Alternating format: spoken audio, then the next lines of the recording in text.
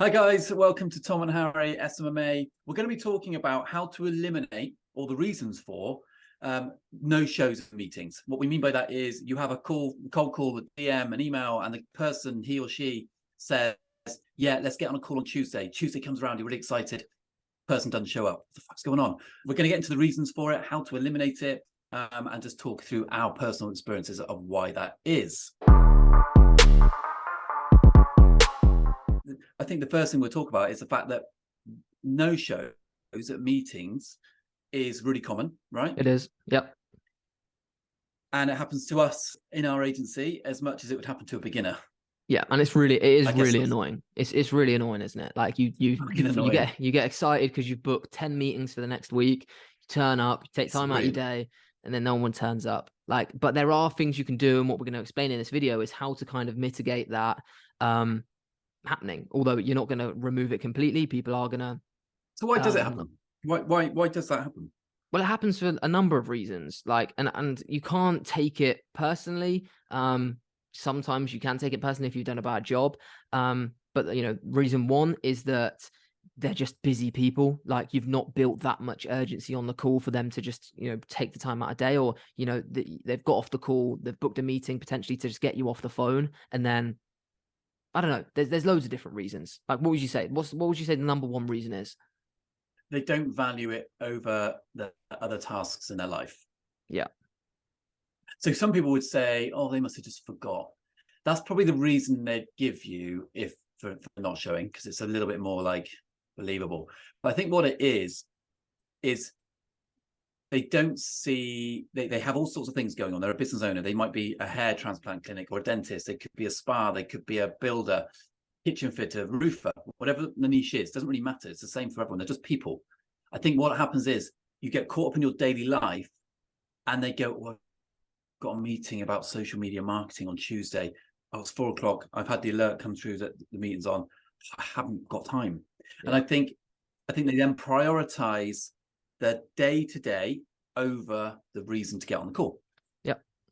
And I think people can't forget that a lot of these business owners, yeah, they're business owners, but they're also a husband, a wife, a mum, a dad. Like, they've got other responsibilities. And potentially, if you've booked a meeting for a week's time, and then on that day their kid might be ill at home, they've rushed to work, they got late to work that day, their appointments have run over, the last thing they want to do is get on a call to talk about social media. It's just like, that's just the way it is sometimes. We had a woman last week, really fantastic business, really wants our help. I spent 2 hours on the phone to this woman, and she was so sweet, really, really nice, in America, in the East Coast. And we were chatting for 2 hours, talking about strategy, and it was very much like, it all happened very, very quickly. She wanted all our services. She does nothing with her business. She has major marketing problems. She doesn't know how to do it. She's been stung by an agency before. That's not uncommon, of course. But we had a great interaction. We then had a follow-up, meeting number 2 booked on this week, and she didn't show. And I was like, the hell is going on? Like, the woman didn't show up. And I'm thinking, that's really unusual. When we got down to the bottom of it, she had noticed her premises, which she rents, she's got all her business in this premises in New York. They'd given her notice that she had to be out within 2 weeks. And it's like, she's now having to look for new premises, gets, inquiries about her rent. So whatever it is, this point I'm trying to stress is something happened in her life, which was completely out of control. And she just was like, I can't get on this call. She was having a bit of a meltdown. Yeah. And we didn't realize that until she left me a voice note, and we were going back on voice notes. So that will come off and that will end up being a client, but you just don't know. So there are some genuine reasons why people don't show up. There are, but then on the flip side to that, there are some kind of big mistakes that people make to not help themselves. Yeah. And someone asked you about it recently, and your immediate answer on the previous live call was, I can't really give you advice on what you're doing on the cold call without hearing you. However, I would be very surprised if it wasn't down to how you conduct yourself on the phone call, was your answer. What do you mean by that? So I think sometimes people will say, yes, they're going to attend a meeting there's occasions where people go, yeah, I'll be on the meeting, in an attempt to get you off the phone. So they do it with complete false pretenses that they're actually going to show up. They always know they're not going to show up to this meeting, but it's like, yeah, fine. Yeah, Tuesday, yeah, no problem. 3 o'clock. Yeah, 3 o'clock. Yeah, fine. Send me an invite through. That's great. But it's done knowing full well they're not going to attend the call. And the reason they've done it is because they've gone, I just need to get rid of this guy. Yeah. I've done it. I've done that to people myself, because it's just going on and on. So like that does happen. I think you have to be a likable person. You have to be valuable. You have to be seen as offering a valuable service, and that you're a person of standing and knowledge, and you come from the expert background. And I think if you get those things across, then they will be more likely to show up to the call because they see it as a more valuable exercise. If people are consistently getting no shows, and not, it means, in my view, it can't be a one-off coincidence. It can't be a one-off isolated incident. It can be, like I've just said in that last example, but in general, there'll be a common theme, and the common theme normally is you. That's what it says. Something you're doing, maybe the way you're saying things. You could be a bit too pushy to fucking get you off the call. It could be that actually they don't really see any value in what you're offering, but again, they said they'd be on the call. Or what happens is, and I've said this on lives before, is when you're on a phone call with someone, and it could be a really great interaction about their marketing and social media and all this stuff, you spark their emotional state. So you get people buzzed up and excited, and they go, "Oh, I would like all these things you're saying, Tom." And yeah, great. Send me a price, or can we talk on Tuesday? Where you've got, I'm just in clinic at the moment. Can we talk on Tuesday? That'd be great. You've sparked their emotions. What happens is it goes like this. It goes like this, and then when the days go by and life happens, and we have phone calls, and we have good news, bad news, we're hungry, we're not hungry, we sleep, we're tired, we're not. All these things happen in our lives that we have to deal with. You go all the way up. Over the few days, you start to dip, and the emotional spike has now started to wane off, which means when they get onto this meeting, they're not as buzzed, and they forget what you kind of said to them. Yeah. Let's talk about how we eliminate it, mate. Yeah. So there's to just end that slightly. I think that one of the biggest reasons, and this is how to end it, is that people don't know why they're turning up to the meeting. That's step one, I feel like. Yeah. Make it clear. Yeah, and also make it very clear that there's upside for them to turn up. What you don't want to happen is them agree to a meeting just to be like pitched your services, and we say this all the time. And across that initial cold call, they're probably going to agree to it. They'll probably agree to turning up to a meeting in a week to be pitched on something that they've just got value from on the call is valid because you've given them a reason to turn up at that current moment. However, when a week goes by, the transaction of your value on the call to the booking meeting has gone. Now they're just giving you loads of upside from turning up, and they're not getting anything in a week's time, if you see what I mean. So what you need to do is make sure in a week's time, when they're giving you their currency of time, you're giving them more of your currency, which is more valuable in a week's time. So you need to make it very clear that on that meeting, it's not just going to be a pitch, that they are going to get something out of it to turn up. I think that's step one.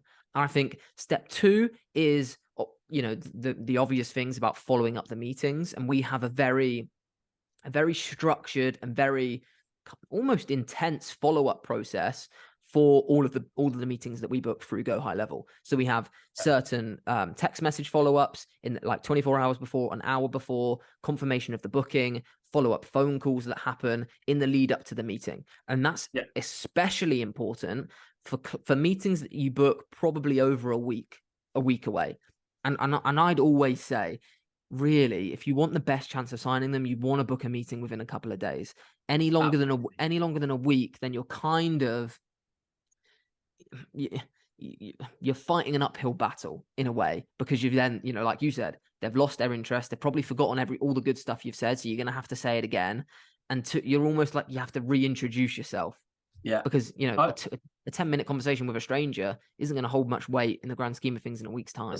No, even if you were to offer your services for free, I bet you still get no shows. Well, I think in terms of if you're watching this, how to eliminate that, you've got to, like Harry says, don't book meetings more than 2 weeks in advance. I would say don't book meetings more than a week in advance.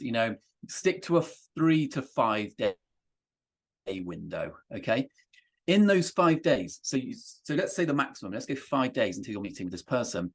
You're going to have to I would say email them to thank them for their time and to express that you're interested in, so you're excited about the meeting. I would say 2 days in, text them and say, hey, just been doing some planning for our meeting on Tuesday. Really excited to share it with you and to talk about it more. And on the night before the meeting, always text them to say, hey, Sandra, just checking we're still cool for tomorrow, 3 p.m. Really excited for it. Yeah. I think do those things and your chances of, if they don't reply to that message, they ain't going to show up, by the way. If the night before, let's say Tuesday night, your meeting's Wednesday, and on Tuesday night, evening, you text them saying, hey, Sandra, like, cool, like really excited to speak with you. Want to share some things with you. Yeah, looking forward to it. Speak to you soon. If they don't reply to that, that's a massive red flag, because my gut feeling would be that they're not going to show. Yeah, I think that, and then if they've not replied to any of those messages, they're not going to show. Yeah, which kind of leads on to my final point, which is on the cold call, when you book the meeting in, you need to make sure that you've got their personal email address and phone number. Like you ring a dental practice, you get past the gatekeeper, you speak to the person, or you're communicating on the company email address. It's no good sending the follow-up text message, follow-up email to a contact piece of information that they don't even manage. You, on that call, when you book in the meeting, you need to get their personal phone number, their literal personal mobile number, and their personal email address, so that you can contact them and confirm the email to something that they're actually going to read. Yeah, completely. Yeah, it's really important. It's a really tough one, and don't feel when it happens to you, don't take it personally. That's my advice, and don't write them off. If they haven't showed, I would also try and, if you can, ring them like on the day too, and just to say, hey, I'm just calling you to check we're okay for 3. If you haven't heard from them and they're not showed, you need to make that clear to them and ring them or text them, say, hey, I know we were unable to connect today. Just checking you're still interested, ? Because and it is worth asking that question in my view, because otherwise you're just chasing around after people and you look fucking desperate. I'd rather just text them and say, hey, look, we didn't manage to connect today. It's a real shame. Are you still interested in marketing your business with us, or to talk about it at least any further? Would you like to get on another call with me? I'm happy to do that. If they don't reply, ditch it, move on to the next. Revisit it in about a month's time. That's no problem at all. But don't be fucking desperate, and don't be rude to them either, and be like, you didn't show up, thanks a lot for wasting my time. Yeah, definitely not. I sound like Carmen himself. There's no point doing that. Don't send them a question mark and all that fucking lame ass bullshit that people do. It's pathetic. Yeah. Don't just be a fucking dude and a man, or a credible woman, individual, and just be like, no issue. I really wished we connected. It was a shame, but hey, I'm open. Let's talk about it another time when it suits you. Yeah. There's so many people in this world, in there. Just focus on. There is, mate. Well, I think that's a perfect way to wrap it up, mate. So, guys, if you've not watched our previous video, it was on the differences between drop shipping and SMMA, comparing the business models. Was a seriously good video. If you want any access to our sales funnels that we use on Go High Level, if you want any of our automations that actually help with getting people to turn up to your meetings, we have set up a 14-day free trial with Go High Level. It is an affiliate link, but anyone who uses the affiliate link to create their Go High Level account, we will send you a snapshot, which is a URL that you add to your Go High Level account, which will import all of our sales funnels and automations that we've spent over £250,000 in ad spend testing. So they're super useful. And all you need to do is create an account with the link in the description of this video, create your 14-day free trial, and we'll send it to you once your account's created. And that will just help with lead generation, your clients, your automations, everything. And we'll go from there. Please make sure you subscribe. Keep following us on Apple Music and Spotify podcasts, because it really helps. And we're back posting every single day. So we'll see you at 9 a.m. tomorrow.